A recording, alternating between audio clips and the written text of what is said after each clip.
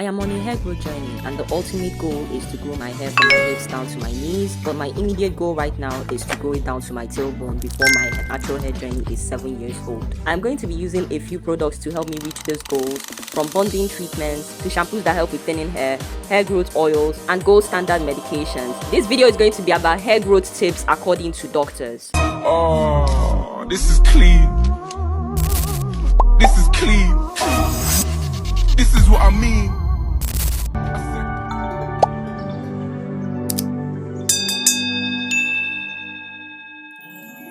I'm going to be talking about a few hair care routines that I plan on switching up or have already switched up based on recommendations or topics that some dermatologists here on YouTube have covered. The number one thing is going to be rosemary oil. Rosemary oil for hair growth is a highly searched topic right now. Rosemary is a medicinal plant that's chock full of a variety of compounds that are antioxidants, anti-inflammatory, and have antimicrobial effects. The antioxidants in rosemary oil may help ward off oxidative stress that weakens the hair follicle. One area of interest when it comes to the compounds in rosemary oil is that certain aspects of it may help in relaxing the blood vessels, allowing for improved blood flow to the scalp and to the hair follicle. Now this is important because it's going to bring in nutrients and growth factors that can help with the health of the hair follicle, and ultimately that's going to support healthy hair growth if it works. Furthermore, rosemary oil is a natural source of the compound camphor, which is something that actually can lead to increased blood flow when applied to the skin. If you've ever applied Vicks Vapo Rub to your skin or Tiger Balm, you know it kind of gets a sensation of warmth, tingling.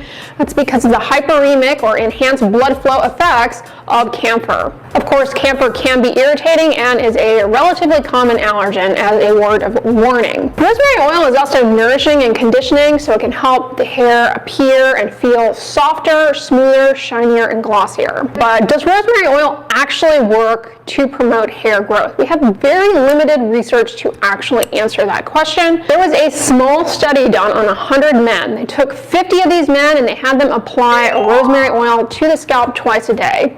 The other 50 men, they had instead apply the medication Minoxidil 2% to the scalp twice a day. And at the end of the study, both groups showed an improvement in the hair count. Although both did develop side effects of dryness, irritation, the rosemary oil group overall had less itch in comparison to the Minoxidil group. Rosemary oil in a few clinical tests has been pitted against Minoxidil 2%, and it seems to hold its own. But it's not just rosemary oil. Things like peppermint essential oil and also lavender oil have been used in this test, and they seem to work well. So in this situation, I added it to my hot oil treatment so that I'll be able to massage it into my scalp for about 20 minutes, leave it in for about 2 hours before I wash it out and move on with my day.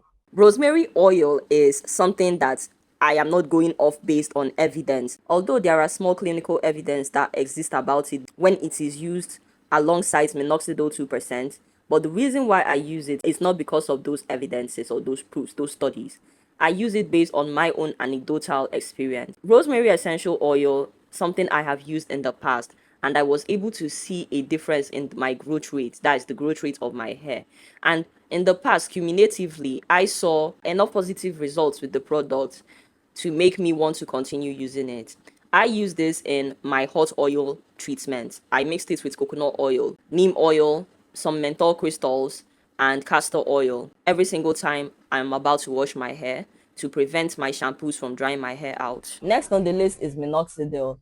I haven't seen any dermatologist that has talked about hair loss and hair restoration online that have not actually treated the topic of Minoxidil. Minoxidil as a treatment for hair loss, and even to this day it is the only over-the-counter approved treatment for androgenetic hair loss in both men and women. Right, and so what you'll see at the store are different versions of this, and the first hack regards which one you should be purchasing. So you'll see 5%, you'll see 2%, and the first hack is that everyone should be using 5% Minoxidil. I'm going to be using the Minoxidil 5% to massage my scalp every night, then the Hisha Wool to massage my scalp every morning.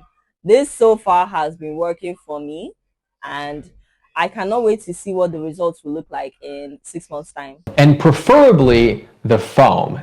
5% because it's been shown in studies to be more effective than 2% regardless of gender, so 5% regardless of gender, but also because the foam has less irritating or allergenic ingredients than the liquid, which has propylene glycol, which a lot of people do not react well to. So in my preference, if you like the format, I like foam over the liquid. Now, minoxidil can be used both for men and women.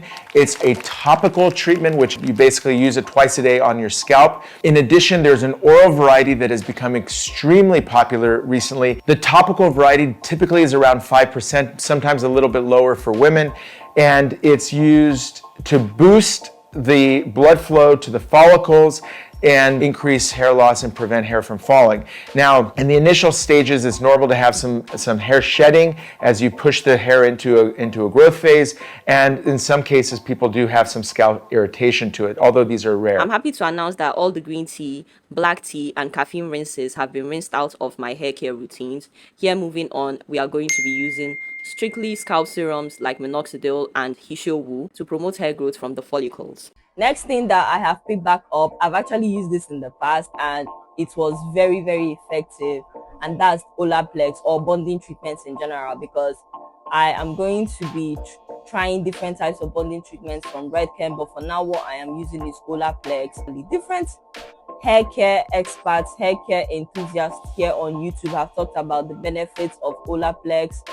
I actually follow a very popular YouTuber called Abby Young that has carried out a very detailed and thorough test on bonding treatments and if they do work. Olaplex was one of the products that actually did well in her tests. This is a little controversial, but if I had to pick just one thing that I wish I started from day one of my healthy hair journey, it would be bond repair. I have seen so many comments saying not to use too much bond repair because it will cause protein overload, but that's always really confused me because so many of the bond repair treatments that we have now don't even contain protein at all. And if they do, it's usually not enough to even be considered a protein treatment. I've used multiple bond repair products in almost every single wash day for years, and my hair's the healthiest it's ever been. So definitely going to be using that in this hair growth journey. Next thing I am going to be using is Ketoconazole shampoo. This is actually a dandruff shampoo, pretty stripping. Many naturals don't tend to use this unless they have a very serious issue with their scalp. But dermatologists have cited that this can actually help with thinning hair. Ketoconazole shampoo is something that I have not tried before. What I am using right now is shampoos that contain pyrithium zinc, and I am working under the principle that half bread is better than buns. For now, I am using the pyrithium zinc shampoos until I can get my hands on Ketoconazole shampoo. Alpha reductase, primarily here, and that's why we get most of our hair loss there. So your ingredients need to probably address that. That was a long way of saying, can ketoconazole help decrease hair loss? It actually can. Interestingly though, this is I think going to be one of those things that we'll see how social media tolerates with time, because it depends on your threshold for evidence. Ketoconazole is an ingredient like many ingredients where there are a few studies supporting its use, and then you have clinical studies showing that it can be helpful, not only how, but the why, and then the clinical results. It's all there, just not in large volume. Right, so hair loss is complex, and even when testing ingredients that help with hair loss, it's always complicated because it takes 6 months for something to go through its hair cycle, so it takes a while to see the results, and there are many other factors at play that could confound any study on hair loss.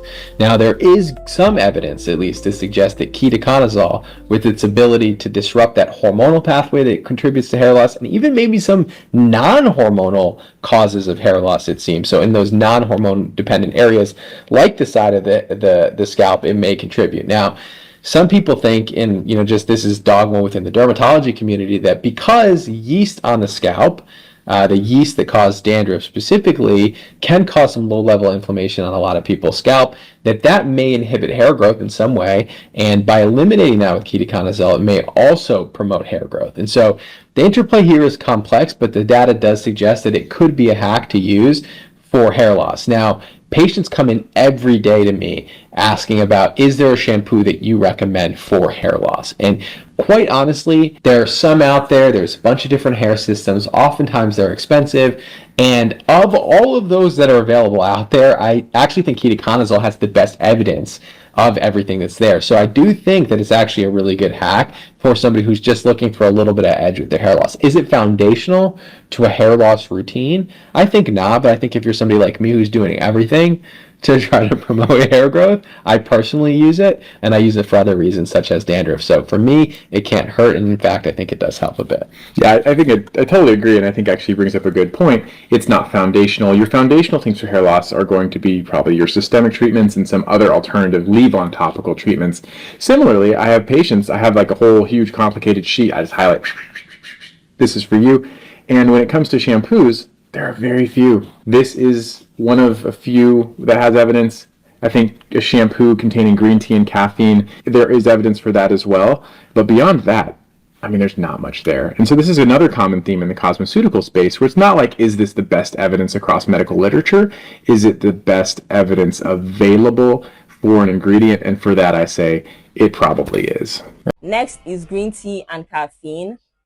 I have used these things in the past, and I can say based on my experience that they do work. It's just that the longer my hair is getting, the less complicated I want my hair care routine to be. So with regards to the caffeine, I might just decide to buy a shampoo that has caffeine in it, then use green tea as a straight rinse. That's it. And maybe just drink it because I've stopped drinking teas. So I might decide to go back to drinking the green tea and also using it as a rinse.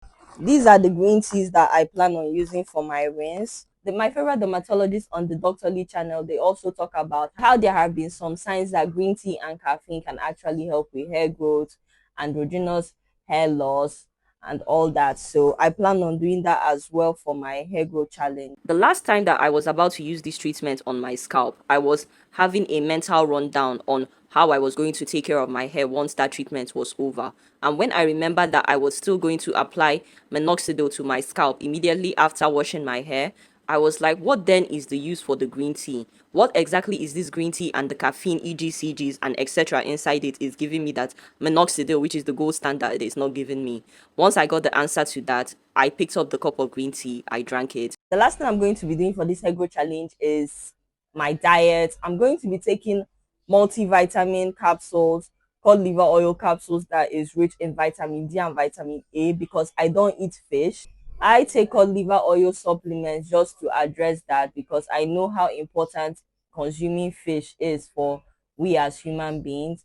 And I am also going to be taking iron supplements because after my period, I tend to be dizzy, lightheaded because of blood loss. So these are things that are going to fill in common deficiencies. So biotin, 2 to 5 milligrams a day. I have tried biotin in the past, tried it for 9 whole months, didn't really see any positive results with it. So what I have resorted to do is actually absorbing biotin from my food and my multivitamin supplements. Vitamin D, 2,000 units a day. Collagen, 10 grams a day. Omega-3, 1,000 milligrams a day. These are things that have effects on skin, nails, hair. Make sure your diet is including them. If not, use some supplements to get up to level on these particular vitamins and proteins. Now, speaking of protein, this is something that comes up a lot.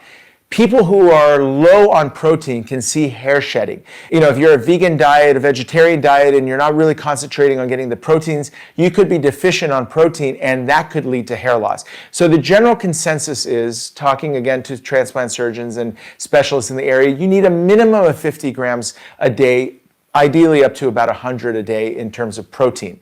Doesn't quite matter if it's coming from plant or animal based. So if you're a vegan or vegetarian, make sure you supplement the right way. So the idea is without the protein, you don't have the building blocks to support the growth that you're stimulating with all these other treatments. So make sure that you're getting the right amount of protein every single day. All this I'm going to be implementing to ensure that both my body and my hair is in tip-top shape for this hair growth challenge. Well, that's it for this video, guys. If you are interested in seeing any more content like this, consider subscribing, turning on your notification bell so that you get notified every single time I upload a new video. Comment down below video ideas that you want me to recreate. Also, consider watching any of the videos in the end screen. Love you guys. Choose.